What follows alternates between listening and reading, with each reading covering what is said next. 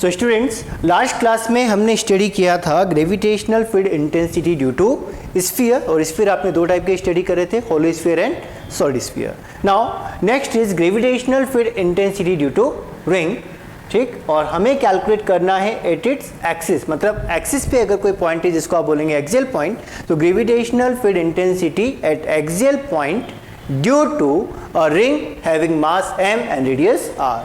Okay, तो हमने यहाँ पर एक रिंग कंसीडर किया कि एक रिंग है, इसका मास है m, रेडियस है r, एंड ये रिंग का सेंटर। और अगर हम बात करते हैं एक्सिस की, तो एक्सिस यहाँ पे कुछ इस तरीके से बनेगी, ये एक्सिस, और एक्सिस पे हमने एक पॉइंट P कंसीडर कर लिया कि ये रहा पॉइंट P, और इस P पॉइंट पे क्या कैलकुलेट करना है, हमें कैलकुलेट करना है ग्रेविटेशनल फील्ड इंटेंसिटी। तो ये P पॉइंट, यानी हम इमेजिनरी डायग्राम तो नहीं बना सकते, तो डायग्राम बनाने के लिए हमने क्या किया, रिंग को रोटेट कर दिया, तो रिंग यहाँ पे रोटेट हो गया, हमने रिंग को रोटेट कर दिया, ठीक है। रिंग का मास m, रेडियस r, इसका सेंटर जिसको आपने O से रिप्रेजेंट किया, और एक्सिस अगर हम यहाँ पे ड्रॉ करें तो ये रहेगा एक्सिस, ठीक। एक्सिस पे आपने एक पॉइंट P कंसीडर कर लिया जिसका डिस्टेंस सेंटर से है x, और इस P पॉइंट पर हमें ग्रेविटेशनल फील्ड इंटेंसिटी कैलकुलेट करना है, ठीक है। अब हमें एक पॉइंट ये पता है कि मास हमेशा क्या करता है, जो फोर्स लगाएगा वो अट्रैक्टिव नेचर का लगाएगा, ठीक है। इसका मतलब P पॉइंट पे जो इंटेंसिटी रहेगी उसकी डायरेक्शन भी टुवर्ड्स द मास होनी चाहिए। क्लियर? ध्यान से समझें। डेरिवेशन अगर हमें सॉल्व करना है तो उसके लिए हम क्या करेंगे, सबसे पहले यहाँ पर एक एलिमेंट कंसीडर करेंगे। इस एलिमेंट का मास हमें कितना मिलेगा, इस एलिमेंट का मास हमें मिलेगा dm, ठीक। अब इस dm मास के कारण अगर हम P पॉइंट पे इंटेंसिटी कैलकुलेट करें, तो ये जब भी आप कोई एलिमेंटल मास कंसीडर करते हैं तो elemental mass as a point mass consider होता है, ठीक है। यानी एलिमेंटल मास हमेशा क्या मानते हैं हम, पॉइंट मास, और पॉइंट मास के कारण इंटेंसिटी आपने कैलकुलेट किया है gm/r², ठीक है। और जो डायरेक्शन रहता है वो टुवर्ड्स द ऑब्जेक्ट रहता है, यानी टुवर्ड्स द पॉइंट मास मिलना चाहिए। तो इस dm मास के अकॉर्डिंग जो P पॉइंट पे ग्रेविटेशनल फील्ड इंटेंसिटी मिलेगी, इसको आप रिप्रेजेंट कर सकते हैं dE से, और dE रिप्रेजेंट करता है एलिमेंटल ग्रेविटेशनल फील्ड इंटेंसिटी, ठीक है। अब रेडियस आपको कितना दिया गया है, रेडियस हमें गिवन है कैपिटल R, एक्सियल डिस्टेंस हो गया x, एंगल हमने यहाँ पे कंसीडर किया थीटा, ठीक है। तो ये जो डिस्टेंस है इसको आप रिप्रेजेंट कर सकते हैं स्मॉल r से, किससे रिप्रेजेंट कर सकते हैं, स्मॉल r से। और स्मॉल r का वैल्यू क्या रहेगा, स्मॉल r का वैल्यू रहेगा capital R² plus x², because यहाँ पर ये एक राइट एंगल ट्रायंगल बन रहा है जिसमें स्मॉल r रिप्रेजेंट कर रहा है हाइपोटेन्यूज को, x रिप्रेजेंट कर रहा है बेस को, और r रिप्रेजेंट कर रहा है परपेंडिकुलर को, ठीक है। तो क्या हम यहाँ पे dE का वैल्यू ले सकते हैं, dE कितना मिलेगा, dE वैल्यू रहेगा gdm बाय स्मॉल r², इसमें कोई डाउट, ठीक है, कोई दिक्कत यहाँ तक नहीं। अब हमने क्या किया, सिमिलरली बिल्कुल अपोजिट डायरेक्शन में एक और एलिमेंट कंसीडर किया, और उस एलिमेंट का मास भी हमने कितना मान लिया, dm। अब अगर हम बात करें एक्सियल डिस्टेंस की, तो dm से पॉइंट P की डिस्टेंस जो रहेगी वो भी r ही रहेगी, और जो उसका ग्रेविटेशनल फील्ड इंटेंसिटी मिलेगा वो dE से ही आप रिप्रेजेंट कर सकते हैं। तो dE का वैल्यू दोनों जगह पर हमें यही मिला, एंगल भी यही रहेगा, बिकॉज हम सिमेट्रिकल डायग्राम यहाँ पे प्लॉट कर रहे हैं, बिकॉज जो रिंग आपने लिया है वो सिमेट्रिकल है, रेडियस फिक्स है, एक्सियल डिस्टेंस पर हम कंसीडर कर रहे हैं, तो ऊपर बनने वाला ट्रायंगल और नीचे बनने वाला राइट एंगल ट्रायंगल बिल्कुल सिमिलर बनेगा, ठीक है। तो दोनों जगह पर आपको सेम केस मिला।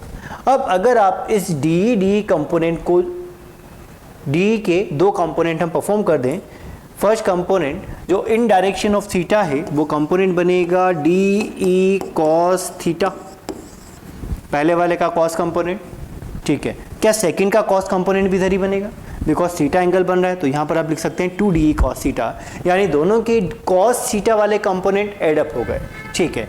इस फर्स्ट वेक्टर का sin थीटा कंपोनेंट हो जाना चाहिए अपवर्ड डायरेक्शन में dE sin theta, okay, and second dE का साइन थीटा कंपोनेंट ये जाना चाहिए डाउनवर्ड डायरेक्शन में।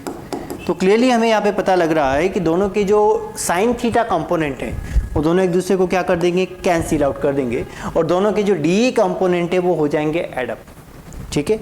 तो ड्यू टू टू एलिमेंट, ध्यान देना, एक साथ हम कितने एलिमेंट कंसीडर करें, एक साथ हम दो एलिमेंट कंसीडर करें, एक एलिमेंट ऊपर एक एलिमेंट इधर, ठीक है। तो due to these two elements जो नेट इफेक्ट आपको मिला वो कितना रहा 2DE cos थीटा। ठीक, दो एलिमेंट यहाँ पर इसलिए बताए गए हैं बिकॉज अगर मैं केवल एक ही कंपोनेंट आपको बताता तो फिर आप cos थीटा और sin थीटा दोनों के टर्म में इंटीग्रेट करना होता। ठीक है, और ये क्लियरिटी नहीं आती कि sin theta component cancel out हुआ है। अभी आपको क्लियर दिख रहा है कि दो डायमेट्रिकली अपोजिट पॉइंट्स अगर कंसीडर किए जाएं तो sin थीटा कंपोनेंट हो जाएगा कैंसिल आउट और cos थीटा कंपोनेंट हो जाएगा एड अप। ठीक है, तो अगर हम elemental intensity due to ring calculate करते हैं तो वैल्यू आपको मिलेगा 2DE cos theta.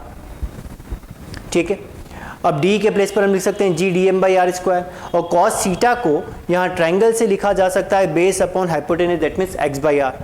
Clear, so value यहाँ पर आ गया 2GdM/r² और x/r। ठीक है, तो elemental intensity due to ring is equal to 2Gx/r³ dm। ठीक है, अब यहाँ पे वेरिएबल कौन रहा? मास। कैसे? ध्यान से समझना। अगर हम डायमेट्रिकली अपोजिट पॉइंट कंसीडर करते हैं तो इन दो एलिमेंट का एक साथ इफेक्ट आ गया 2DE cos थीटा। मानो अगर मैं एलिमेंट यहाँ कंसीडर करूँगा तो इसका डायमेट्रिकली अपोजिट पॉइंट यहाँ पे बनेगा, तो इन दोनों का जो इफेक्ट रहेगा उसका भी cos थीटा कंपोनेंट जुड़ जाएगा, sin theta component cancel out हो जाएगा। ठीक है, मान लो अगर मैं कंपोनेंट यहाँ पे कंसीडर करता हूँ कि dm यहाँ लिया है तो इसका डायमेट्रिकली अपोजिट पॉइंट आपको यहाँ पे कहीं मिलेगा और ये भी एक दूसरे को क्या कर देंगे, sin theta component cancel out और cos थीटा कंपोनेंट जुड़ जाएगा। ठीक, यानी ये जो रिजल्ट आपने लिया है 2DE cos थीटा वो टू एलिमेंट का एक साथ है। ठीक है, तो मुझे रिंग को केवल यहाँ से यहाँ तक ही इंटीग्रेट करना है। ऑब्वियस बात है कि जब मैं यहाँ से यहाँ तक इंटीग्रेट करूँगा तो जो रिंग का रिमेनिंग पार्ट है उसके कंपोनेंट भी साथ में ऐड हो जाएंगे। ठीक है, तो जो लिमिट यहाँ पे रहेगा वो लिमिट आप पुट करेंगे 0 से m/2, क्योंकि अगर मैं पूरी रिंग के लिए इंटीग्रेट कर रहा हूँ तो या तो मैं DE cos थीटा कंपोनेंट लेके 0 to m इंटीग्रेट करूँ और एक साथ अगर मैं दो एलिमेंट कंसीडर कर रहा हूँ तो फिर यहाँ पे वैल्यू भी आपको 0 to m/2 इंटीग्रेशन लिमिट ही मिलेगी, क्योंकि एक साथ दो एलिमेंट कंसीडर किए जा रहे हैं। और ऐसा करने पर आपको इंटेंसिटी मिल जाएगी ड्यू टू रिंग। कहाँ पर? एट एक्सिस पॉइंट पे। ठीक है, अब इंटीग्रेट करें तो यहाँ पे वैल्यू रहा E axis is equal to 2Gx/r³। ठीक है, एंड dm आपका बनेगा 0 to m/2 लिमिट है और dm का इंटीग्रेशन रहेगा m, तो यहाँ पर मास आपको मिलेगा m/2। 2 और 2 कैंसिल आउट और इंटेंसिटी आपको एक्सियल पॉइंट पे मिल गया Gmx/r³। ध्यान देना, स्मॉल r³ को क्या रेडियस और एक्सियल डिस्टेंस की टर्म में हम पुट कर सकते हैं? बिल्कुल पुट किया जा सकता है। क्या रहेगा? स्मॉल r आप रिप्रेजेंट करते हैं r² + x² से और इसका क्या चाहिए? क्यूब चाहिए। तो एक्सियल डिस्टेंस पर इंटेंसिटी का फॉर्मेट क्या रहा? Gmx/r² + x² power 3/2 equation 1। तो इक्वेशन 1 रिप्रेजेंट करता है intensity due to ring at any axial point, जहां पर x आपका एक्सियल डिस्टेंस हो गया सेंटर से और कैपिटल R रिप्रेजेंट करेगा radius of the ring, m represent करेगा मास ऑफ द रिंग। अब यहाँ पे कुछ कंडीशंस बनती हैं। फर्स्ट कंडीशन बनती है एट सेंटर। तो अगर हम रिंग के सेंटर पर हैं तो x को क्या लिखेंगे? 0 लिखेंगे और x को अगर आप 0 पुट करेंगे तो 0 पुट करते Gm × 0 वैल्यू मिल जाएगा 0, यानी सेंटर पे इंटेंसिटी हमें मिलता है 0। सेकेंड पॉइंट, हम कैलकुलेट कर रहे हैं एट नियर पॉइंट्स, यानी सेंटर के पास वाले पॉइंट्स पर इंटेंसिटी किस तरीके से वेरी करेगी। तो नियर पॉइंट्स की अगर हम बात कर रहे हैं दैट मीन्स जो पॉइंट आपने लिया है वो सेंटर के बहुत पास में है, यानी इस P पॉइंट को उठाकर अगर बिल्कुल यहाँ शिफ्ट कर दिया जाए तो ये डिस्टेंस रहेगा x और ये डिस्टेंस रहेगा r, तो हम बोल सकते हैं कि x is very very less than r। तो यहाँ पर अप्रॉक्सीमेशन हमें अप्लाई करना होगा और इस कंडीशन के लिए आप लिख सकते हैं कि x square plus r square is nearly equal to r square. Equation में पुट करें तो r square plus x square के प्लेस पर कैपिटल आर स्क्वायर आपने वैल्यू पुट किया और नियर पॉइंट के लिए इंटेंसिटी कैलकुलेट हो गया जी एम एक्स, ठीक, और x square plus r square के प्लेस पे कैपिटल आर स्क्वायर का पावर 3/2, 2 और 2 कैंसिल आउट हो जाएगा और रिजल्ट रहेगा G M x by r cube, यानी प्रोपोर्शनल टू एक्स। तो सेंटर पे इंटेंसिटी कितनी आई? 0। जैसे जैसे आप सेंटर से दूर जाने लगे इंटेंसिटी बढ़ने लगी, प्रोपोर्शनल टू एक्स मतलब स्ट्रेट लाइन बनेगा, ठीक। थर्ड केस 8 डिस्टेंट पॉइंट, यानी दूर वाले बिंदुओं के लिए, यानी जो पॉइंट आपने कंसीडर किया है उसका सेंटर से डिस्टेंस बहुत ज़्यादा है। कैसे? ये सेंटर, ये रेडियस और पॉइंट आपने मान लीजिए कंसीडर कर लिया यहाँ पर, तो अब ये बनेगा x और ये रहा r, यानी x is very very less than x is very very greater than r। और यहाँ पे जब आप अप्रॉक्सीमेशन अप्लाई करेंगे so r square plus x square now nearly equal to x square, ठीक। पुट करेंगे वैल्यू तो G M x upon x square power 3/2 मतलब एक्स क्यूब। तो ई डिस्टेंट पॉइंट कितना रहा? G M x by x cube solve होगा G M by x square से। तो यहाँ पे प्रोपोर्शनलिटी पता चल रही है कि जी कांस्टेंट है, एम कांस्टेंट है, that means intensity at distant point is proportional to 1/x square या inversely proportional to x square. तो पॉइंट हमें यहाँ पे दिख रहा है कि सेंटर पे 0 था, फिर बढ़ने लगा, फिर कम होने लगा, तो ऑब्वियस बात है कि बीच में कहीं ना कहीं मैक्सिमम हुआ होगा, यानी हमें वो कंडीशन कैलकुलेट करना है जहाँ पर इंटेंसिटी मैक्सिमम है। फॉर मैक्सिमम इंटेंसिटी हमें यूज़ करना पड़ेगा मैक्सिमा मिनिमा कॉन्सेप्ट, ठीक है। तो हम ये देखना चाहते हैं कि किस x पर इंटेंसिटी आपको मैक्सिमम मिला है, तो हम क्या करेंगे dE/dx परफॉर्म करेंगे और उसका वैल्यू इक्वल टू 0 पुट करेंगे, बिकॉज मैक्सिमा मिनिमा कॉन्सेप्ट से हमें समझना चाहिए, ठीक है। जिस भी क्वांटिटी का मैक्सिमम कैलकुलेट करना है या मिनिमम कैलकुलेट करना है उसको तो डिफरेंशिएट किया जाता है और जिस वेरिएबल का वैल्यू आप फाइंड कर रहे हैं उसी के रेस्पेक्ट में डिफरेंशिएट किया जाता है, ठीक है। अब यहाँ पर आप डिफरेंशिएशन परफॉर्म करें, G M x upon r square plus x square power 3/2 और ये आना चाहिए इक्वल टू 0। तो जी एम तो आपका कांस्टेंट है, आपने डायरेक्ट 0 कर दिया, ठीक है। तो यहाँ पर आपके पास दो फैक्टर्स बचे हैं, फर्स्ट है आपके पास x और सेकंड है आपके पास ये r square plus x square power 3/2। क्या हमें u/v फॉर्मेट में मतलब डिवीजन फॉर्मेट में डिफरेंशिएशन का फॉर्मेट पता है? तो अगर आपको डिफरेंशिएशन फॉर्मूला देखना है u और v फॉर्मेट में तो फॉर्मूला रहता है सबसे पहले आप डिनोमिनेटर टर्म का square, now v du/dx minus u dv/dx, ये परफॉर्म करते हैं, ठीक है। और हमारे अकॉर्डिंग u बनेगा x और v बनेगा r square plus x square power 3/2। Differentiate किया, डिफरेंशिएट करने पर वैल्यू आपको मिलेगा, फर्स्ट आपको करना है स्क्वायर, तो r square plus x square cube, समझना ध्यान से, r square plus x square power 3/2, यह वैल्यू है v का, फिर du/dx minus u d/dx of r square plus x square power 3/2 और ये सम आना चाहिए is equal to 0। Denominator term directly multiply हो जाएगा 0 से, dx/dx 1 बनेगा, तो नेक्स्ट स्टेप आपको मिलेगा r square plus x square power 3/2 minus, अब ध्यान देना ये जो फॉर्मेट है ये आपका x पावर n फॉर्मेट है, तो पहले आप इस x पावर n को सॉल्व करेंगे n x n-1 से, ठीक है। अब यहाँ पर आपको ब्रैकेट में आर्ग्यूमेंट दिख रहा है तो इस आर्ग्यूमेंट को अगेन डिफरेंशिएट करना होगा, r square plus x square is equal to 0। तो next step r² + x² power 3/2 minus 3 x by two x square plus r square power half, और यहाँ पर डिफ्रेंशिएट करेंगे तो मिलेगा 0 प्लस 2x, मतलब multiply by 2x is equal to 0। क्या क्या क्वांटिटी कैंसिल आउट हो रही है, ध्यान से देखो, ये 2 और 2 कैंसिल आउट हो जाएगा, रिजल्ट बचेगा यहाँ पर एक्स स्क्वायर, तो 3x स्क्वायर, पावर है यहाँ पे 3/2, यहाँ 1/2, तो आप पावर कॉमन ले सकते हैं, पावर हाफ आपने यहाँ पे कॉमन ले लिया, तो फर्स्ट टर्म यहाँ से बचेगा r square plus x square, और सेकेंड टर्म से रिमेन रहेगा 3x और यहाँ पर x, तो 3x स्क्वायर, बिकॉज ये पार्ट आपने कॉमन लिया हुआ है, is equal to 0।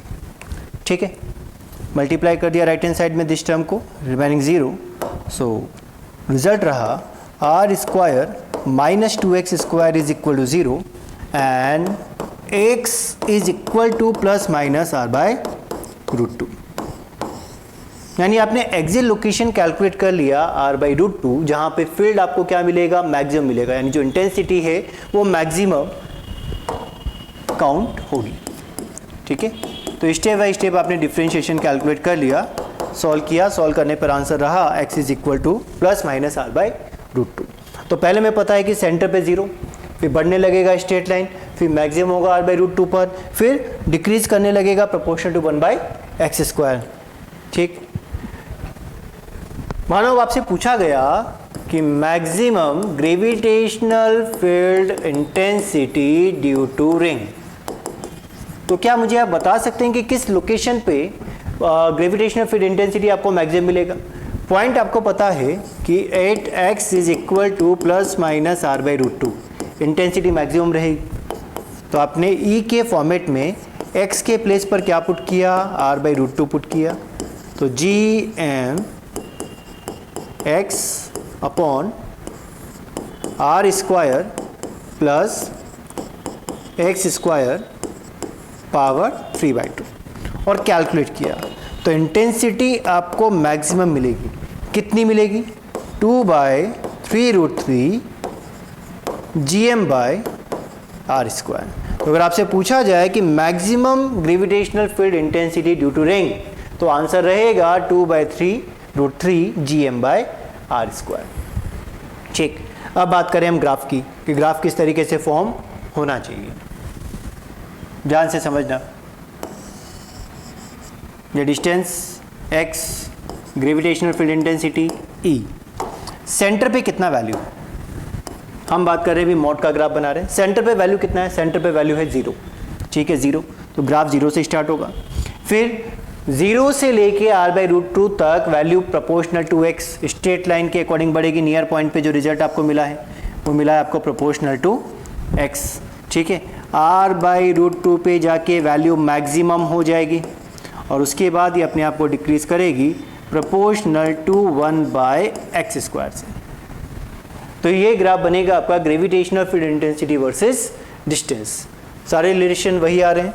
Maximum field हमें कब मिलेगा, r बाई रूट 2 पर कितना मिलेगा, 2/3√3 gm बाय आर स्क्वायर। ठीक है, मान लो मुझे वेक्टर फॉर्म में बनाना है, तो मास के लिए आपने ग्राफ बनाया, पॉइंट मास के लिए आपने ग्राफ बनाया इंटेंसिटी का सेकंड क्वाड्रेंट में और फोर्थ क्वाड्रेंट में, यानी जब r पॉजिटिव होता है, डिस्टेंस पॉजिटिव होती है, तो मास के कारण इंटेंसिटी जो मिलता है वो नेगेटिव डायरेक्शन में मिलेगा। ठीक है, बिकॉज यहाँ पे भी जो इंटेंसिटी की डायरेक्शन की अगर हम बात करें तो P पॉइंट पे इंटेंसिटी किस डायरेक्शन मिली, इन दोनों का नेट आया है टूवर्ड्स द ऑब्जेक्ट, यानी जो इंटेंसिटी रहेगी वो टूवर्ड्स द ऑब्जेक्ट ही रहनी चाहिए।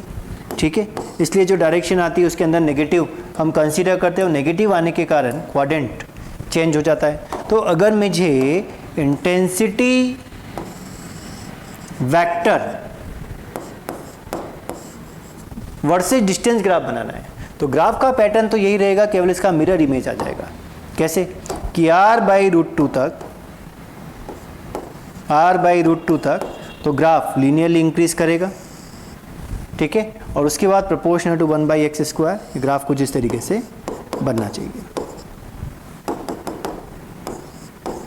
बात समझ में आई? तो इस बात का हम ध्यान रखें कि ग्राफ किसमें पूछा गया है, मैग्नीट्यूड वर्सेस डिस्टेंस पूछा गया है या वेक्टर वर्सेस डिस्टेंस पूछा गया है, क्योंकि दोनों के ग्राफ में चेंजेस आता है। ठीक है, बात समझ आई? ठीक। अब हम क्वेश्चन कैसे सॉल्व करें वो देखें। हमें एक रिंग गिवन है, रिंग का मास आपको गिवन है 10 किलोग्राम, रेडियस गिवन है 4 मीटर और एक्सियल डिस्टेंस आपको गिवन है 3 मीटर। ठीक, पी पॉइंट आपको दिया गया है। फर्स्ट पॉइंट है कि find gravitational field intensity 8 point P due to ring. Given है आपको, मास गिवन है, रेडियस गिवन है और ये एक्स पॉइंट गिवन है।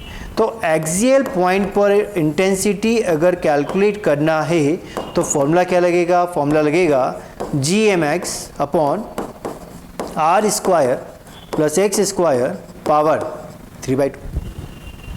कोई डाउट इसमें? डायरेक्ट बेसिक फॉर्मूले पर ही आपको न्यूमेरिकल मिलता है। तो जी मास है आपके पास 10, एक्स आपको दिया है 3, r square means 4 square plus 3 square power 3/2। तो रिजल्ट रहा 30G।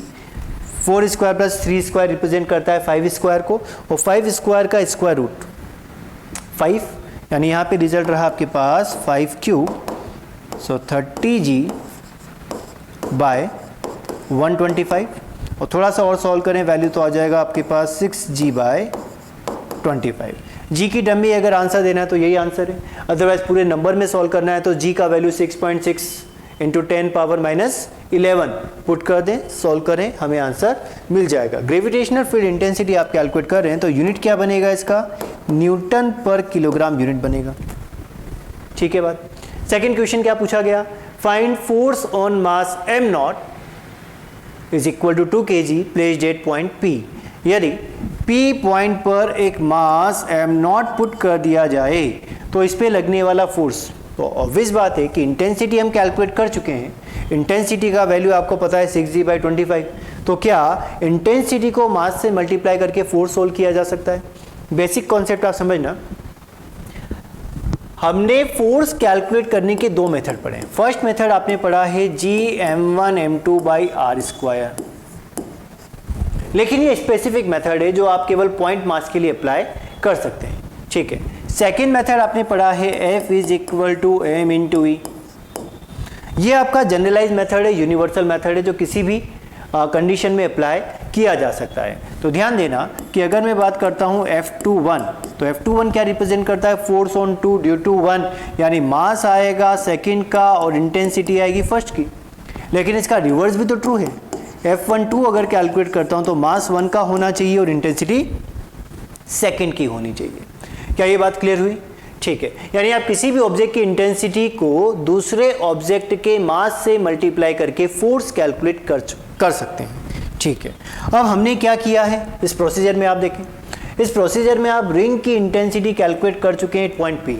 तो अगर इस P पॉइंट पर हम कोई मास रख दें तो मास आप डायरेक्ट इंटेंसिटी से मल्टीप्लाई करके फोर्स सोल्व कर सकते हैं।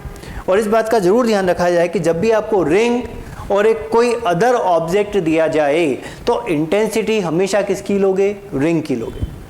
ठीक है। और अदर जो ऑब्जेक्ट आपको दिया गया उसका क्या कंसीडर करें? मास कंसीडर करें। बिकॉज अगर हम इसको रिवर्स सॉल्व कर दें कि एम नॉट के कारण आप कैलकुलेट करना चाह रहे हैं तो इस एम नॉट इस रिंग पे फोर्स लगाएगा इस डायरेक्शन में, इस एलिमेंट पे फोर्स लगाएगा इस डायरेक्शन में। ठीक है। अब इसके फिर आप दो कंपोनेंट करोगे, एक बनेगा आपका एक्सियल कंपोनेंट, एक बनेगा वर्टिकल, मतलब एक बनेगा आपका हॉरिजॉन्टल कंपोनेंट, एक बनेगा वर्टिकल कंपोनेंट। इस एलिमेंट के लिए भी एक बनेगा हॉरिजॉन्टल कंपोनेंट, दूसरा बनेगा वर्टिकल कंपोनेंट। सबके वर्टिकल कंपोनेंट कैंसिल आउट हो जाएंगे और हॉरिजॉन्टल कंपोनेंट हमें ऐड करने पड़ेंगे। तो क्वेश्चन बनेगा टिपिकल, लैंग्वेज हो जाएगी टिपिकल, डेरिवेशन टिपिकल। सॉल्व करना है, इजीली सॉल्व करना है तो किस बात का ध्यान रखें कि कभी भी आपको रिंग और कोई अदर ऑब्जेक्ट दिया जाए तो रिंग की हमेशा इंटेंसिटी लोगे और अदर ऑब्जेक्ट का मास कंसीडर किया जाएगा। बात समझ में आई? ठीक है। तो अभी आपको दिया गया है कि P पॉइंट पे मास रखा है m नॉट, इंटेंसिटी हम सॉल्व कर चुके हैं 6G/25। तो फोर्स कैलकुलेट करने के लिए बिल्कुल आप बेसिक रिलेशन यूज कर सकते हैं कि force on m naught due to ring. तो मास तो आ जाएगा m नॉट और इंटेंसिटी किसकी आ जाएगी? रिंग की आ जाएगी। ठीक। मास कितना दिया गया है? मास हमें दिया है 2 किलोग्राम और इंटेंसिटी कितना कैलकुलेट हुआ है? 6G/25। तो फोर्स आ गया m नॉट पर 12G/25। ठीक है, ये वैल्यू आई। अब एक पॉइंट और, क्या ये m नॉट पे लगने वाला फोर्स है या रिंग पे भी m नॉट के कारण इतना ही फोर्स लग रहा होगा? क्योंकि दोनों का रिजल्ट तो सही सेम आना चाहिए ना, F12 और F21 दोनों सेम आने चाहिए। तो अगर आप इस तरीके से भी कैलकुलेट कर रहे हैं तो आपने m0 पे फोर्स कैलकुलेट किया ड्यू टू रिंग, आंसर आया 12G/25। तो अगर मैं रिंग पे फोर्स कैलकुलेट करूंगा ड्यू टू मास तो भी आंसर मुझे सेम ही मिलना चाहिए, 12G/25, बिकॉज प्रोसीजर हमारा सेम ही है। आप F12 कैलकुलेट करो या F21 कैलकुलेट करो, रिजल्ट तो सेम ही आता है, Gm1m2/r²। यानी आप मास पे फोर्स कैलकुलेट करें या रिंग पे फोर्स कैलकुलेट करें, आंसर में कोई चेंज नहीं आएगा, दोनों का आंसर सिमिलर ही मिलेगा। बस पॉइंट ये बताया गया कि सॉल्व करना ज़्यादा इजी कब रहेगा, जब हम रिंग की हमेशा इंटेंसिटी सॉल्व करें और जो अदर मास आपको दिया है उसका मास मल्टीप्लाई कर दें विद इंटेंसिटी, यूनिवर्सल फॉर्मूले F = m/e में अप्लाई करें, रिजल्ट हमें मिल जाएगा। ठीक है, नेक्स्ट देखें, हमें दिया गया एक स्फीयर और एक रिंग। ठीक, स्फीयर का मास है m, रेडियस है r, रिंग का मास m0, रेडियस है r0, एक डिस्टेंस है दोनों के सेंटर के बीच में। आपसे पूछा गया find gravitational force between them. तो अब हम किसी की भी इंटेंसिटी और किसी का भी मास ले सकते हैं, लेकिन क्वेश्चन ज़्यादा इजी कब पड़ेगा, जब हम रिंग की तो इंटेंसिटी लेंगे और मास किसका लिया जाएगा, स्फीयर का लिया जाएगा। तो अगर आप फोर्स कैलकुलेट कर रहे हैं कोई प्रॉब्लम नहीं है, आप कंसीडर करें कि मास हमें चाहिए स्फीयर का और इंटेंसिटी हमें कैलकुलेट करनी है रिंग की। ठीक है, अब रिंग के लिए पॉइंट ए जो स्फीयर का सेंटर है, ये कौन सा पॉइंट बना, एक्सियल लोकेशन बन गया, और एक्सियल लोकेशन पर इंटेंसिटी हम कैलकुलेट करते हैं by using Gmx/r² + x² power 3/2, और मास ये आपको गिवन है, डायरेक्ट आप पुट कर सकते हैं m, यहाँ पे तो वैल्यू आ गया है, और इंटेंसिटी हम कैलकुलेट करें तो G m0 x ही रहेगा divide by r0² plus x² power 3/2, और यही इसका आंसर रहेगा कि force between them is equal to Gm0 x upon r0² plus x² power 3/2। बात समझ में आई, कोई डाउट? नेक्स्ट देखें,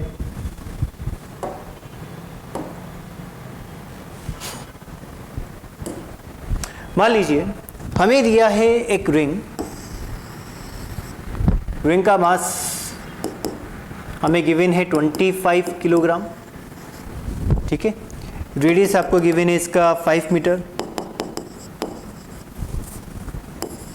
रेडियस कितना गिवन है, 5 मीटर। क्वेश्चन है find maximum gravitational field intensity due to ring and also find position where intensity is maximum। यानी हमें एक रिंग गिवन है जिसका मास आपको दिया है, रेडियस आपको दी है, आपको बोला गया कि maximum gravitational field intensity calculate करें और वह लोकेशन भी कैलकुलेट करें जहां पर इंटेंसिटी आपको मैक्सिमम मिलेगा। तो बाय डेरिवेशन हमने देखा था कि मैक्सिमम इंटेंसिटी हमें कब मिलता है, मैक्सिमम इंटेंसिटी कैलकुलेट होता है when x is equal to r/√2 plus minus, because आप रिंग के सेंटर से राइट में भी जा सकते हैं, लेफ्ट में भी जा सकते हैं। तो x का लोकेशन क्या रहेगा, x लोकेशन रहेगा ±5√2। तो ये तो आगे आपका एक्सियल लोकेशन, यानी कि सेंटर से कितनी डिस्टेंस पर फील्ड आपको मैक्सिमम मिलेगा। ठीक, और अगर आपसे पूछा गया कि मैक्सिमम फील्ड कितना है, वो फॉर्मूला आप पहले से सॉल्व कर चुके हैं, जनरलाइज फॉर्मेट है Gm/r²। अप्लाई करें, मास कितना दिया है, मास दिया है 25, r दिया है 5, दोनों का वैल्यू पुट करें। सो 2/3√3 25G/5², कैलकुलेट हुआ आंसर 2G/3√3, और इंटेंसिटी है सो न्यूटन पर किलोग्राम, फोर्स आएगा तो न्यूटन में रहेगा। ठीक है, तो यही पैटर्न बनते हैं रिंग पे। बस ध्यान किस जगह पे रखना है कि अगर आपको दो ऑब्जेक्ट मिले तो रिंग की इंटेंसिटी लेंगे और जो अदर मास दिया है, अदर ऑब्जेक्ट दिया उसका मास कंसीडर किया जाएगा। Now next is gravitational field intensity due to arc. Clear? और आर्क के कारण जो हम इंटेंसिटी कैलकुलेट करते हैं वो हमेशा सॉल्व की जाती है सेंटर पर। ठीक है, तो हमें यहाँ पर एक आर्क दिया गया जिसका mass density, linear mass density है लैम्डा। अब लीनियर मास डेंसिटी क्या होता है उसको भी हम समझ लेते हैं। लीनियर मास डेंसिटी है लैम्डा, ये इसका सेंटर, रेडियस है आर, सेंटर पॉइंट ओ, और यहाँ जो एंगल बन रहा है यानी जो आर्क एंगल है, आर्क एंगल आपको गिवन है अल्फा। हमें कैलकुलेट करना है gravitational field intensity at centre. ठीक है, तो पहले हम एक बार लैम्डा समझ लेते हैं, उसके बाद हम ग्रेविटेशनल फील्ड इंटेंसिटी को देख लेंगे। लैम्डा क्या होता है? लैम्डा हम रिप्रेजेंट करते हैं मास पर यूनिट लेंथ।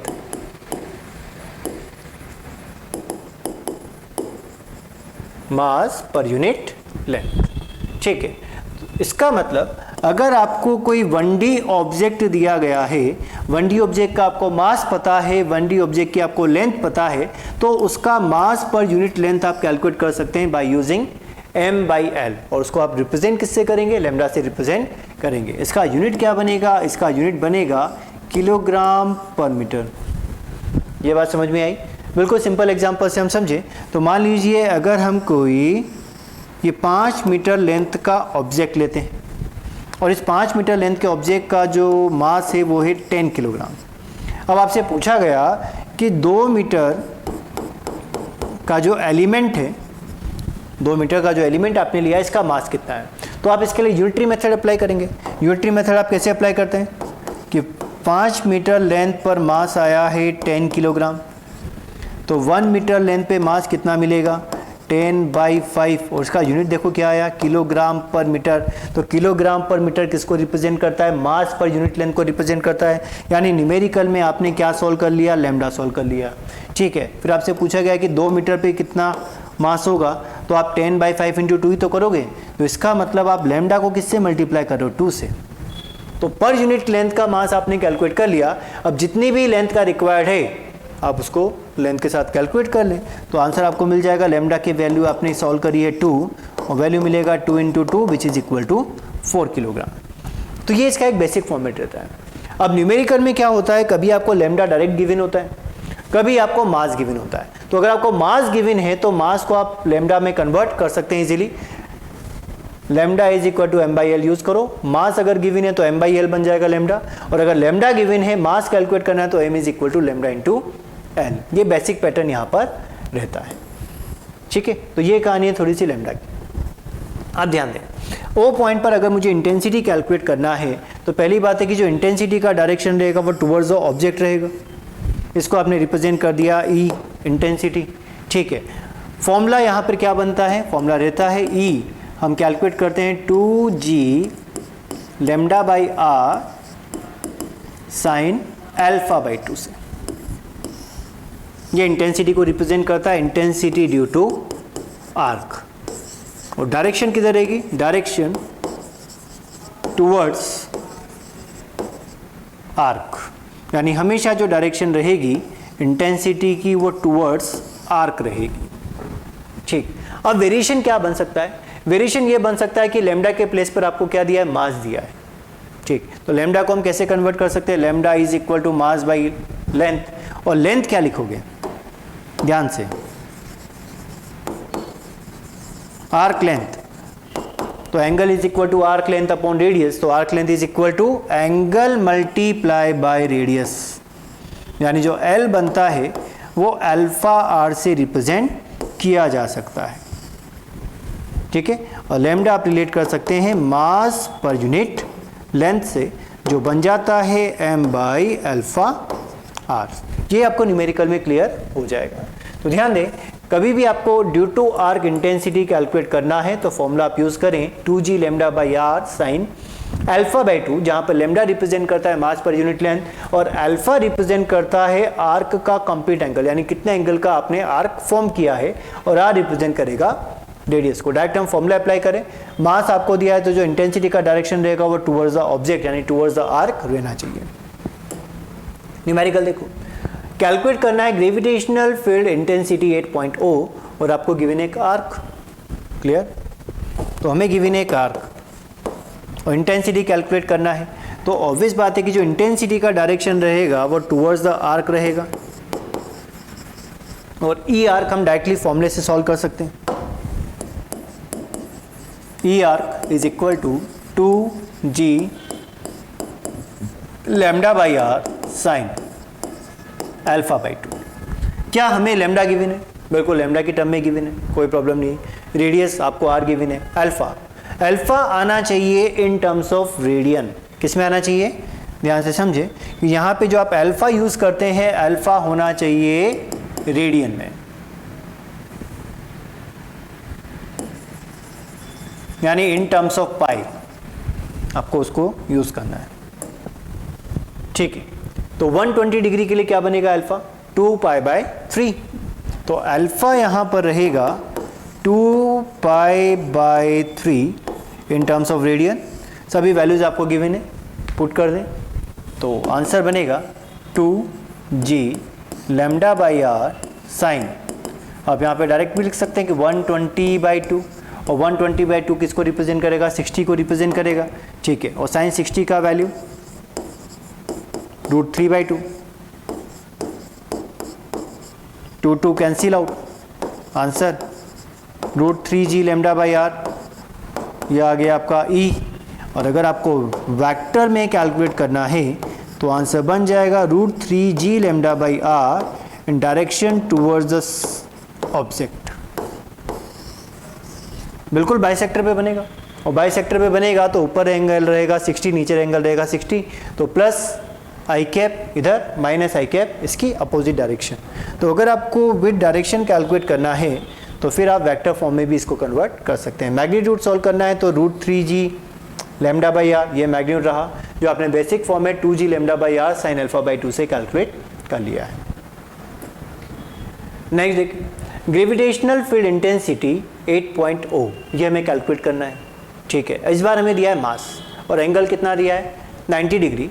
तो फर्स्ट हम एंगल को लिख सकते हैं कि alpha is equal to pi by 2, इसमें कोई डाउट? ठीक है, फॉर्मेट अगर हम अप्लाई करें तो इंटेंसिटी आपको बाइसेक्टर पे मिलेगा, और इंटेंसिटी के फॉर्मूला अगर आप यूज़ करते हैं तो फॉर्मूला आपको मिलेगा 2g lambda by are sine alpha by 2। ठीक है, तो हमें रिक्वायरमेंट अब किसकी है? लैम्डा की। दिया क्या है? मास दिया है। क्या मास को इन टर्म्स ऑफ लैम्डा हम कन्वर्ट कर सकते हैं? बिल्कुल किया जा सकता है। Lambda is equal to mass by length, और आर्क लेंथ आपने कितना लिखा था? Alpha into r, angle into radius. ठीक है, क्या लिख सकते हैं? एम एंगल पाई बाई 2, तो 2 ऊपर चला गया, और रेडियस रहेगा आर। ठीक है, तो लैम्डा बना आपका 2m बाई पाई आर इस गिवन ऑब्जेक्ट के लिए।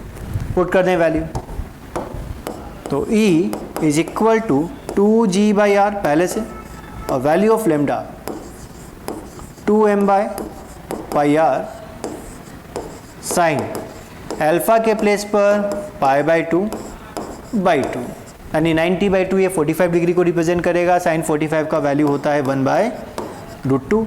यहाँ पे मल्टीप्लाई आपने किया, वैल्यू आ गया 4gm by pi r square. Final answer 2√2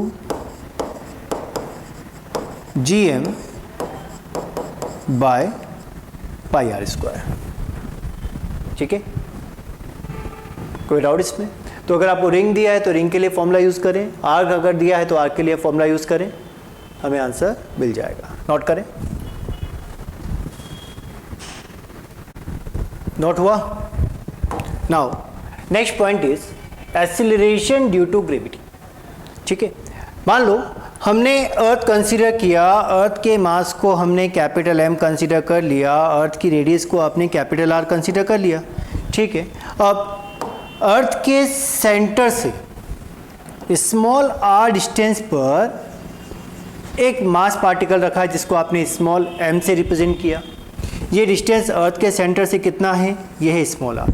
लेकिन अगर आप अर्थ के सरफेस से कंसीडर करें तो इसको आप h हाइट कंसीडर कर सकते हैं कि particle is situated at height h from the surface of अर्थ। और यहाँ ये क्वांटिटी रहेगा किसके इक्वल, रेडियस r के इक्वल। इसका मतलब हम स्मॉल r को कैपिटल R प्लस s से रिप्रेजेंट कर सकते हैं। यहाँ तक क्लियर, ठीक है।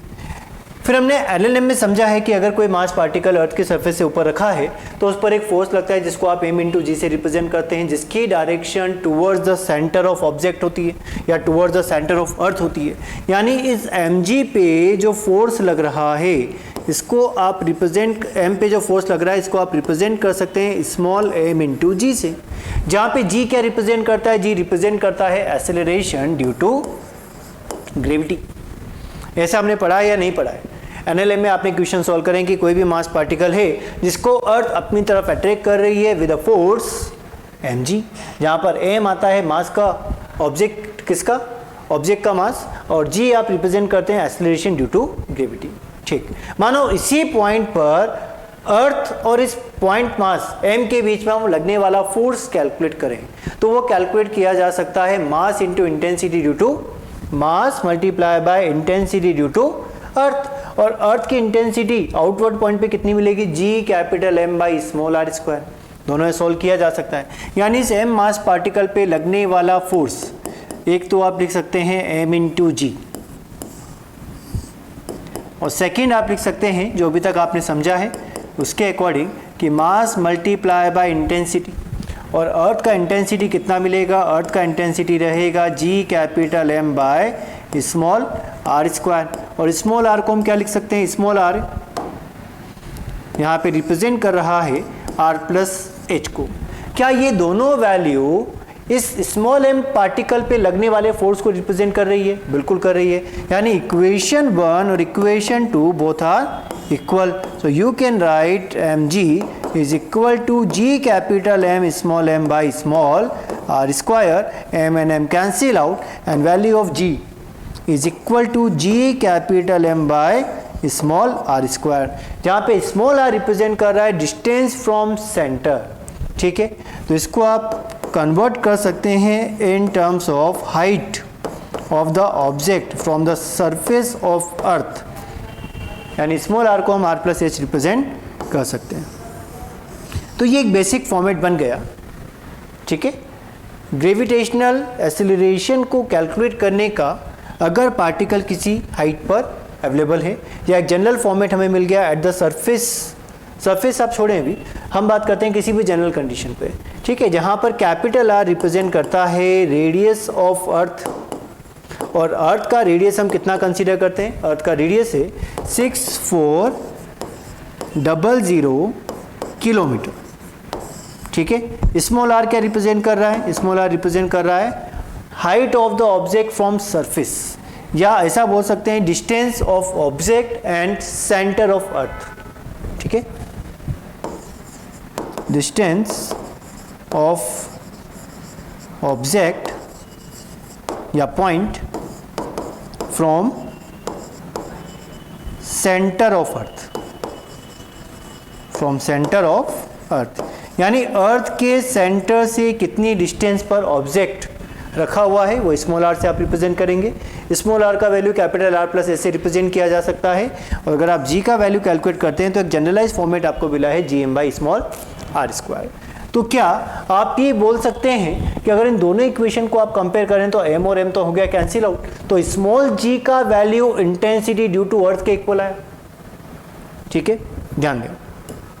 First point, g is independent of mass of object, because g का वैल्यू आपने कितना कैलकुलेट किया, g हमने कैलकुलेट किया है g capital M by r square, जहाँ पर m ये अर्थ का मास है और r अर्थ का रेडियस है और g कांस्टेंट है।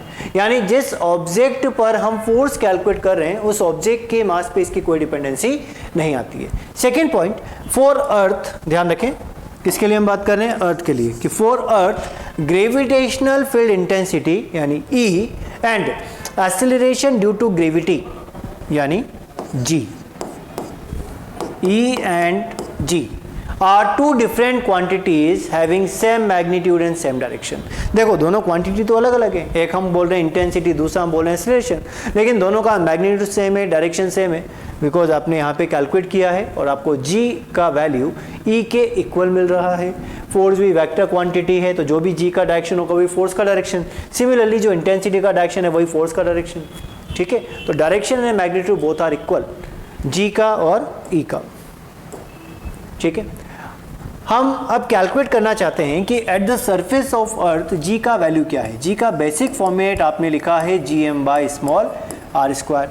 इसी की टर्म में आप इसको कैलकुलेट कर रहे हैं। ध्यान दें, when H is less than 32 kilometre, या आप ये बोल सकते हैं कि H is nearly equal to 0, because जो अर्थ का रेडियस है वो है 6400 किलोमीटर, और 32 किलोमीटर की अगर हम बात करते हैं तो 32 किलोमीटर को 6400 किलोमीटर के रेस्पेक्ट में हम क्या कर सकते हैं, नेग्लेक्ट कर सकते हैं। यानी आप ये बोल सकते हैं कि h is very very less than r, और r प्लस h को आप नियरली इक्वल टू r ही कंसिडर कर सकते हैं। ठीक है, तो हाइट अगर आपको 0 दिया या 32 किलोमीटर दिया है, इसको आप 0 ही कंसीडर करते हैं, और r प्लस एच को कैपिटल R कंसीडर करते हुए फॉर्मूला अगर हम अप्लाई करें तो g का वैल्यू आपको मिलेगा जी एम, स्मॉल r के प्लेस पर आपने लिखा r plus H whole square, और r प्लस एच को आपने लिख दिया r स्क्वायर। ठीक है, कैलकुलेट करने पर इसका वैल्यू आता है 9.81 मीटर पर सेकेंड स्क्वायर, जिसको हम न्यूमेरिकल में अप्रॉक्सीमेटली 10 मीटर पर सेकेंड स्क्वायर रख के भी सॉल्व कर देते हैं। तो 9.81 आपके ग्रेविटेशनल एक्सेलरेशन का वैल्यू है एट द सरफेस ऑफ अर्थ। कहाँ पर? 8 सरफेस ऑफ अर्थ। किसका वैल्यू मिला? ग्रेविटेशनल एक्सेलरेशन का। कितना वैल्यू है? 9.81, जो आप यूज़ करते हुए आ रहे हैं। न्यूमेरिकल में अप्रॉक्सीमेटली हम इसको 10 भी यूज़ कर लेते हैं, सॉल्व कर लेते हैं। ये कंडीशन कब ट्रू है? जब हाइट आपका सरफेस यानी 0 से लेके 32 किलोमीटर तक है, तो फिर आप हाइट को नेग्लेक्ट कर सकते हैं और r प्लस एच को कैपिटल R के इक्वल मान के वैल्यू आपने कैलकुलेट किया, आंसर मिला है 9.8 मीटर पर सेकेंड स्क्वायर। ठीक है, सेकेंड, अब जो अर्थ का ग्रेविटेशनल एक्सेलरेशन सॉल्व हुआ है यानी gm बाई आर स्क्वायर, इसको हम लिखना चाहते हैं in terms of density of earth. तो हमने कंसीडर किया let density of earth is rho. तो मास हम किस तरीके से लिख सकते हैं? Mass is equal to volume multiply by density. ठीक है, तो अर्थ का वॉल्यूम कितना? स्फीयर है, सॉलिड स्फीयर, तो वॉल्यूम रहेगा 4/3 pi R cube multiply by rho. Put करने इधर, तो स्मॉल जी हमें कैलकुलेट हुआ capital G multiply by 4/3 pi capital R cube rho divide में आर स्क्वायर। ठीक है, तो G is equal to 4/3 capital G pi R rho. तो in terms of density of earth हमें फॉर्मूला जनरेट हुआ small G का 4/3 G pi capital R multiply by rho. Rho represent कर रहा है डेंसिटी ऑफ अर्थ। बात समझ में आई? तो अर्थ सरफेस पर अगर जी वैल्यू कैलकुलेट करें तो G M by capital R square value रहेगा 9.81, और इन टर्म्स ऑफ डेंसिटी वो कन्वर्ट हो जाता है 4/3 जी पाई आर रो की टर्म में। ठीक है, नेक्स्ट पैटर्न आप देखें। मास ऑफ द अर्थ अगर मुझे कैलकुलेट करना है तो mass of the earth calculate करने के लिए भी सेमी प्रोसीजर हम यूज़ करते हैं कि value of G is equal to G capital M by R square. मुझे एक बात बताओ, क्या मास यहाँ से कैलकुलेट किया जा सकता है? मास यहाँ पे बनेगा, देखो मास कैलकुलेट करना है तो वैल्यू बन जाएगा G capital R square by capital G. क्या स्मॉल जी का वैल्यू पता है? 9.8। क्या रेडियस पता है? 6400 किलोमीटर, तो मीटर में कन्वर्ट करेंगे तो 6400 इंटू 10⁻3। ठीक, कैपिटल जी का वैल्यू 6.67 इंटू 10⁻11। सभी का वैल्यू रख के सॉल्व किया गया और अर्थ का अप्रॉक्सीमेटली मास हमें मिल गया 6 इंटू 10⁻24 किलोग्राम। नेक्स्ट आपसे पूछा गया डेंसिटी ऑफ अर्थ। तो अर्थ डेंसिटी कैलकुलेट करने के लिए फॉर्मेट जो आप यूज़ करेंगे वो इन टर्म्स ऑफ डेंसिटी जो आपने सॉल्व किया है उसी को यूज़ कर सकते हैं। क्या यही फॉर्मेट था? ठीक है, हमें क्या कैलकुलेट करना है? रो। तो रो आपको मिलेगा 3g divide by 4 capital G pi R. क्या सभी वैल्यूज़ हमें गिवन? सभी values known. Small G 9.8, capital G 6.7, 6.67, 10 power minus 11, pi का value 3.14, radius 6400 into 10 power 3। Value put किया, वैल्यू पुट करने पे रिजल्ट रहा 5500 kilogram per metre cube. This is density of earth.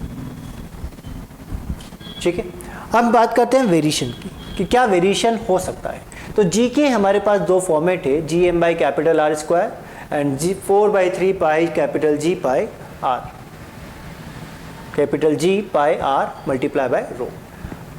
Point ये बनता है कि अगर हम मास कांस्टेंट कंसीडर करें, रेडियस कांस्टेंट कंसीडर करें या डेंसिटी कांस्टेंट कंसीडर करें तो परसेंटेज एरर हम किस तरीके से सॉल्व कर सकते हैं। लेकिन उससे पहले पॉइंट हमें ये समझना है कि जितने भी चेंजेस पर हम बात कर रहे हैं वो जो चेंजेस है वो आपके लेस देन इक्वल टू 5% है, तभी आप यहाँ पर एरर मेथड अप्लाई कर सकते हैं। फर्स्ट आपको बोला गया कि अगर हम मास को कांस्टेंट रखें तो जी में क्या चेंजेस आता है, तो मास के साथ जो फॉर्मेट बनता है वो यही फॉर्मेट है, G M by capital R square. तो आपने यहाँ पे यूज़ किया small G is equal to capital G M by R square. ठीक है, जी और एम कांस्टेंट है, तो आप यहाँ पे क्या लिख सकते हैं कि G is proportional to R power -2। Percentage change की अगर हम बात कर रहे हैं तो delta G by G is equal to -2 times delta R by R. Relation हमें रटना नहीं है, केवल आप इसको समझे कि क्वेश्चन में हम किस तरीके से अप्लाई कर सकते हैं, बिकॉज जहाँ इस जगह पर जिस तरीके से हम अप्लाई कर रहे हैं सेम उसी तरीके से आप क्वेश्चन में भी अप्लाई करेंगे। वहाँ आपको दिया जाता है कि मास तो कांस्टेंट है और रेडियस में हमने 3% का चेंज कर दिया और आपसे पूछा गया कि स्मॉल जी में क्या चेंज होगा, तो ऑब्वियस बात है कि हम चेंजेस अगर लेस देन 5% है तो यही फॉर्मेट आपको यूज़ करना पड़ेगा, एरर मेथड। सेकेंड आपको दिया है आर इज कांस्टेंट। अब आर अगर कांस्टेंट आपको दिया गया है तो फॉर्मेट लगेगा G is equal to capital G M by radius square. अब R तो कांस्टेंट है तो आप यहाँ पे क्या लिख सकते हैं, G is proportional to mass, यानी delta G by G is equal to delta M by M। यानी अगर हम मास को डबल कर दें, डबल करेंगे तो क्या होगा ये बताएं। अगर आप मास को डबल करोगे, देखो यहाँ पे डायरेक्ट रिलेशन मिल रहा है, तो जो भी चेंजेस मास में होगा वही सेम प्रोपोर्शन चेंज किस में हो जाएगा, जी में हो जाएगा। लेकिन यहाँ जो चेंज आपको कंसीडर करने वो लेस देन 5 ही कंसीडर करने हैं। लेकिन अगर यहाँ पे ग्रेटर देन 5% चेंज हो तो भी रिजल्ट तो सेम ही आ रहा है, क्योंकि जी कांस्टेंट है, मास कांस्टेंट है, जी कांस्टेंट है, आर कांस्टेंट है। अगर मैं मास को डबल करूँगा तो ऑब्वियस बात है कि जी की वैल्यू डबल हो जाएगी, मास को ट्रिपल करेंगे तो जी की वैल्यू ट्रिपल हो जाएगी। ठीक है, तो डायरेक्ट रिलेशन अगर मिल रहा है तो चेंजेस 5% से कम हो या ज़्यादा हो आंसर पे कोई इफेक्ट नहीं आता है, प्रोसीजर बिल्कुल सेम ही रहता है, बिकॉज यहाँ पे हमें डायरेक्ट प्रोपोर्शनलिटी मिल रही है। नेक्स्ट आपको दिया गया है रो इज कांस्टेंट। तो रो की टर्म में हमारे पास एक ही फॉर्मेट है, 4/3 पाई जी आर रो। इसी को हमें यूज़ करना होगा कि small G is equal to 4/3 pi capital G R rho. क्या क्या term constant, 4/3 constant, pi constant, G constant, rho constant. तो जी किसके प्रोपोर्शन में आ गया, जी प्रोपोर्शन आ गया रेडियस के, and delta G by G we can write delta R by R. ठीक है, तो न्यूमेरिकल में हमें जैसा टर्म दिया जाए, जैसा डेटा दिया जाए उसके अकॉर्डिंग हमें यूज करना होगा। ठीक है, देखें न्यूमेरिकल हमें दिया गया कि radius of earth is decreased by 1%, find out percentage change in value of G at surface of earth by keeping the mass constant. तो अगर आपको फॉर्मेट याद है तो ठीक है, नहीं भी याद तो भी क्वेश्चन सोल्व किया जा सकता है। स्मॉल जी का वैल्यू हम क्या लिख सकते हैं, G M by capital R square. Capital G तो कांस्टेंट है, क्या मास भी हमें कांस्टेंट दिया गया है, देखो कीपिंग मास इज कांस्टेंट, तो मास भी हमें कांस्टेंट दिया गया है। तो यहाँ पर लिखा जा सकता है कि G is proportional to 1/r square, यानी G is proportional to r power -2। अब आप चेंजेस देखो, चेंजेस कैसा दिया है, चेंजेस दिया है आपको 1% आपका लेस देन 5% चेंज है, यानी एरर मेथड यहाँ पे यूज़ किया जा सकता है। Delta G by G is equal to -2 times delta R by R रहेगा फॉर्मेट। ठीक है, अब रेडियस में चेंज तो है लेकिन रेडियस डिक्रीज कर रहा है या इंक्रीज कर रहा है? हमें दिया गया है रेडियस डिक्रीज, तो डिक्रीज करेगा इसका मतलब नेगेटिव साइन के साथ आप पुट करेंगे, इंक्रीज करता है तो हम पॉजिटिव साइन के साथ पुट करेंगे। ठीक है, तो डिक्रीज कर रहा है तो percentage change in G is equal to -2 times -1% और माइनस माइनस मिलके +2, आंसर आ गया +2%। तो चेंज इन ग्रेविटी आपको मिला है +2% का। फॉर्मूला फिक्स है, जो टर्म दिया गया उसके अकॉर्डिंग आपने फॉर्मेट बनाया, एरर को देखा लेस देन 5% है तो एरर मेथड आपने यूज़ कर लिया। ठीक है, अब डिक्रीज है या इंक्रीज, अगर इंक्रीज होता है तो पॉजिटिव आता है, डिक्रीज होता है तो नेगेटिव आएगा, तो आपने -1% यहाँ पे पुट किया, माइनस माइनस +1, 2 × 1 2%, सॉल्व हो गया। Next, if mass of the earth is increased by 3% and radius is decreased by 1%, then find percentage change in g at the surface of earth। ठीक है, यानी मास को भी चेंज किया गया है 3%, मास इंक्रीज हुआ है 3%, mass increased by 3% and radius decreased by 1%, then find percentage change in gravity at surface of earth. ठीक है, कैसे सॉल्व करें? बेसिक फॉर्मेट से चलो, small G is equal to capital G M by R square. अब mass भी variable है, radius भी वेरिएबल है, लेकिन कैपिटल जी कांस्टेंट है, आप उसको उठा सकते हैं, तो स्मॉल जी हम लिख सकते हैं प्रोपोर्शनल टू एम r-2। ठीक, यूज किया, delta G by G is equal to delta M by M -2 times delta R by R. Clear? तो percentage change in G, M में कितना चेंज दिया गया है? एम में चेंज दिया है 3% का, तो 3% इंक्रीज हुआ है तो पॉजिटिव के साथ। रेडियस में चेंज हमें दिया है 1% का, लेकिन ये डिक्रीज हो रहा है इसलिए नेगेटिव के साथ, तो -1%। तो वैल्यू आ गया 3% प्लस 2%, आंसर 5%। तो जी में चेंज हुआ 5% का। ठीक है, नोट करें।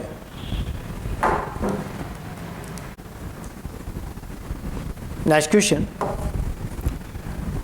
Find value of G at surface of earth, surface of other planet whose mass is 10 times of mass of earth and radius is 4 times of the radius of earth। ठीक है, यानी हमें किसी अदर प्लेनेट का g calculate करना है। ध्यान दें, g का बेसिक फॉर्मेट है g capital M by R square, ये बिल्कुल बेसिक फॉर्मेट है। तो अगर आप इस फॉर्मेट में अर्थ का मास और अर्थ का रेडियस पुट करोगे तो अर्थ की ही ग्रेविटी मिलेगी। किसी अदर प्लेनेट का मास और उसकी रेडियस पुट की जाए तो फिर उस अदर प्लेनेट की ग्रेविटी आप कैलकुलेट कर पाएंगे। ठीक है, यानी ये जो वैल्यू है ये ग्रेविटी किस पर है? अर्थ पर।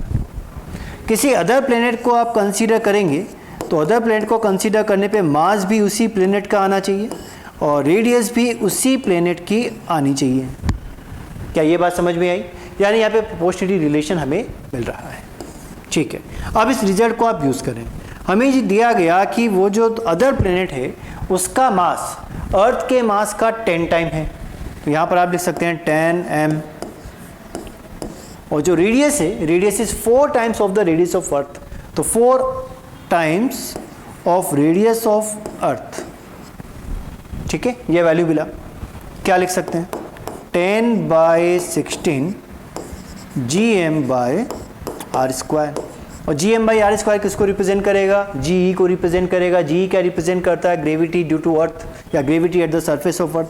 तो GP अदर प्लेनेट पर आपको वैल्यू मिला 5/8 ऑफ G। वैल्यू अगर पूछा गया तो वैल्यू भी सॉल्व की जा सकती है। 5 × 10/8 50/8, 50/8 रिप्रेजेंट करता है 25/4 को। ठीक है, और कैलकुलेट करना है तो वैल्यू आ जाएगा 6.25 मीटर पर सेकेंड स्क्वायर। ये अप्रॉक्सीमेट वैल्यू आपने कैलकुलेट कर लिया, बिकॉज एग्जैक्ट वैल्यू तो आपको 9.8 से मिलेगी।